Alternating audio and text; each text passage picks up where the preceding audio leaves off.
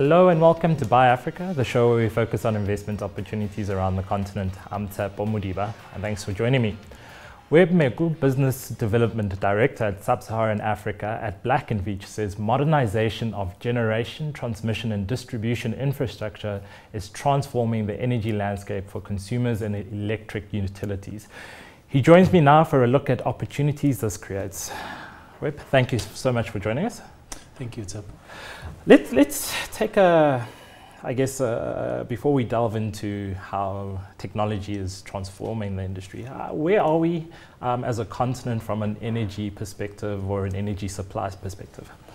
I think, Tshepo, firstly, the persistent low levels of access to electricity are still prevalent in Africa.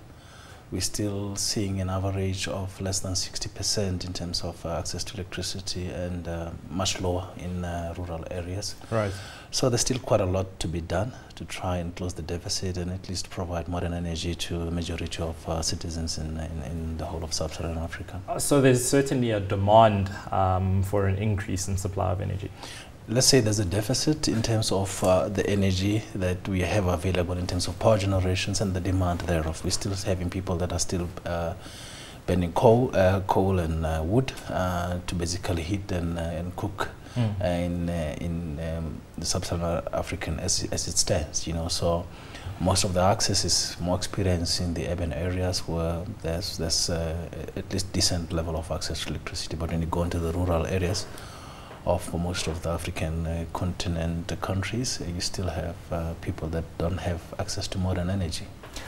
Is that dynamic uniform across the continent, or are there pockets that are doing slightly better than others? The pockets that are doing relatively better, South Africa has got access of more than 80%, but when you look in the SADC region, some of the countries have got 60%. Right. So there is some increase in providing modern energy, but the pace is still relatively slow. Right. If you look at the northern part of the continent, the Morocco, the Libyans, they've got at least decent above 80% access of electricity, but when you look right in between, then you've got very, very low levels of access to electricity. In some instances, 40%. Okay. And the current framework for providing energy, is it really a function of underlying governments and municipalities that are charged with this, or are we seeing an element of private investors coming into it? Yeah, I think private investors would come if the framework and the policy of various countries are very clear.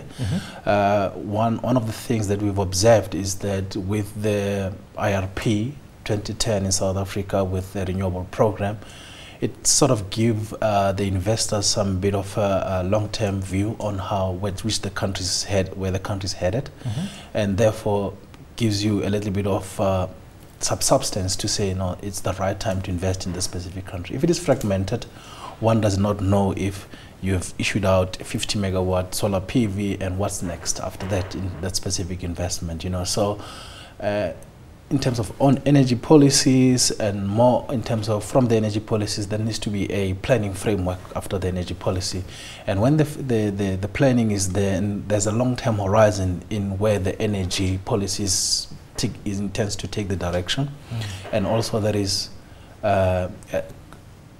some level of comfort that is given to the investors in terms of those PPA are credible, and also there is issues of government guarantees. Do they hold water? If I enter into a PPA with a power utility and the government has to guarantee that, these are certain things that investors need to actually have some level of comfort that if I put my money into development of the energy infrastructure, firstly, would I be able to sell that power, firstly in a decent tariff where I can basically derive return on investment on that. But it's the framework within which I'm entering in that, sound business-wise, and there is long-term planning that this actually has to be championed by government-owned institute, by the power utilities, but they have to have very good backing from the government itself.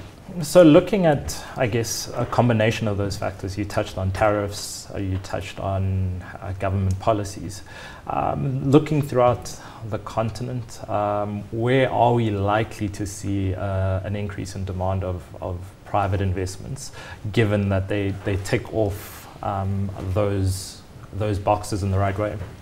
So we've seen, firstly, the renewables IPP program, and we're eagerly awaiting, the coal baseload IPP in South Africa to take tractions, and the gas to power program. All these are driven by Department of Energy through independent power producers. We've seen some investments in Zambia, the first solar scaling program, the second round going there. So there's some investment also going in West Africa that are government-driven, that seeks to encourage introductions of independent power producers. Right.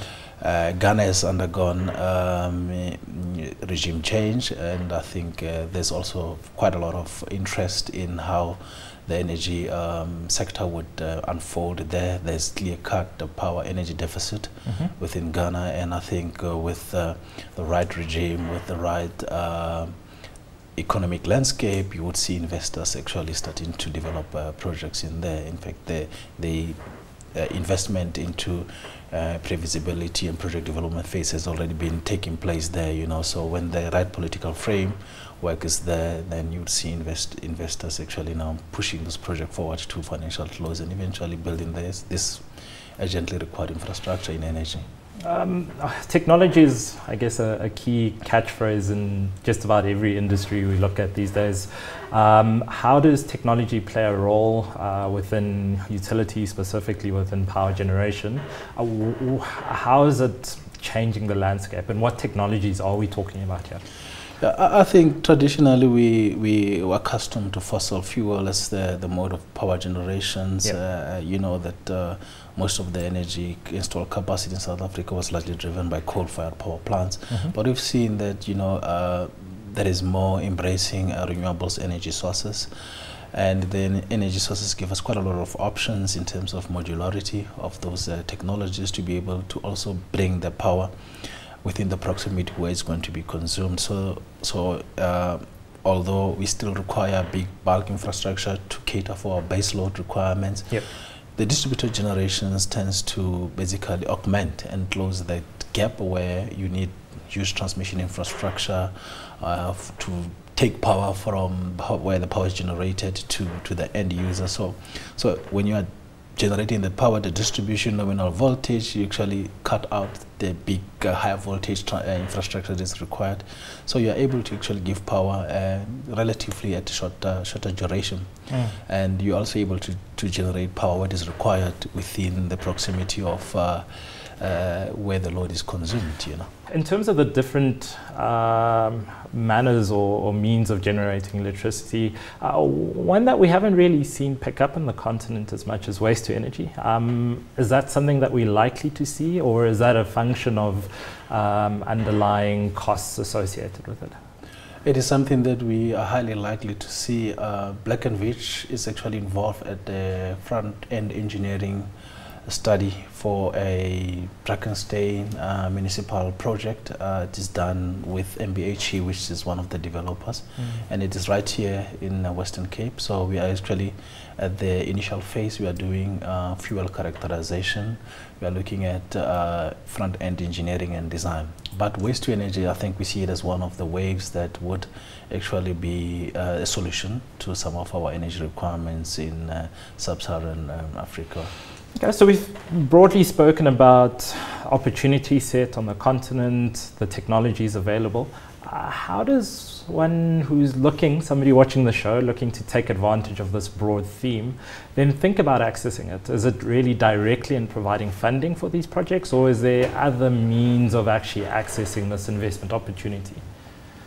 I think the way we see how the project development evolves is that initially has to be the phase where you actually developing the project.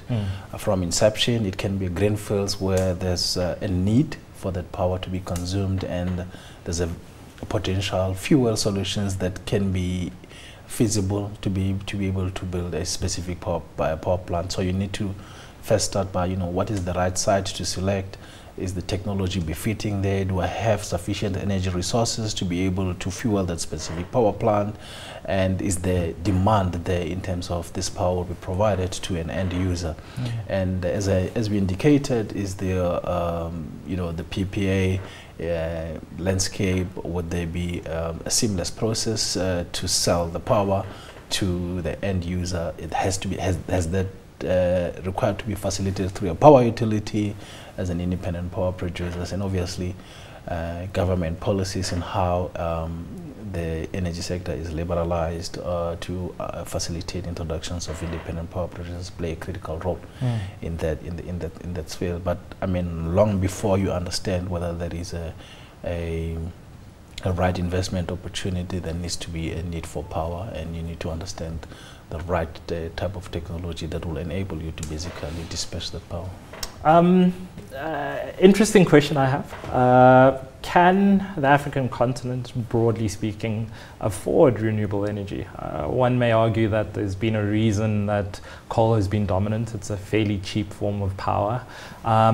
Should we be looking at renewable energy, or should we be focusing our attention on actually just increasing the power supply and increasing the number of people that have access to power?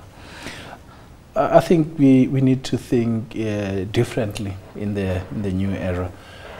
We used to bring power for the sake of consuming power, but now we have an obligation to be responsible to the environment. So we cannot just bring megawatts for the sake of bringing megawatts. And I believe renewables play that role, sure, where we are basically bringing power, thinking generationally on how the power that we bring in will impact us in the future.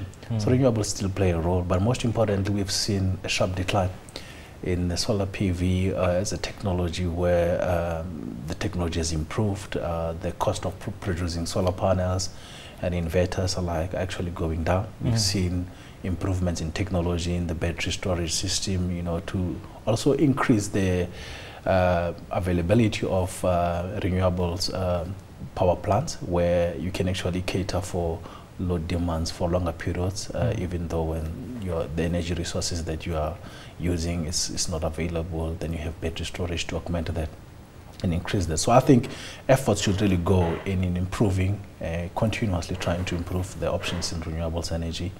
But also, I believe that fossil fuels still play a role, a critical role, because they provide baseload. And within the fossil fuels, such as coal and gas, there also needs to be continuous improvement in basically how can we actually generate power from this fuel while we are actually reducing carbon emissions from there.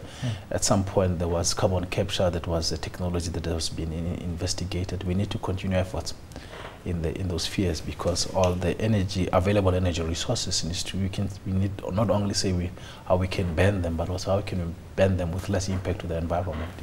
Perfect. Let's leave it there. Thanks to my guest, Webb Meko, Business Development Director at Sub-Saharan Africa at Black Veatch. That's all for Buy Africa this week. Remember to follow me on Twitter, that's at Modiba_Tshepo, and send us your thoughts about the show using the hashtag BuyAfrica. From myself and the team, goodbye.